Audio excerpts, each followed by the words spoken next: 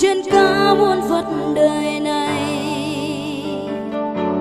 vượt tận trên khôn ngoan chân lý của con người thế gian.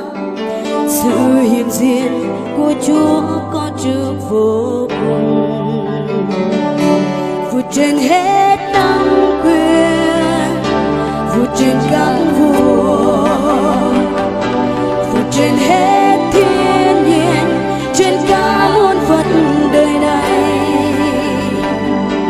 vượt tận trên vinh hoa châu báu của con người thế gian.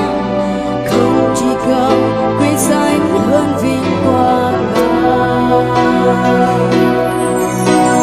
Trên thập giá Ngài tuôn huyết thay tôi, Ngài đã chịu chết, mọi người liếm mắt khinh chê dấu con người trôi mơ không yêu Ngài, đớn đau cầm chịu. Ngài vui lòng mang vì tôi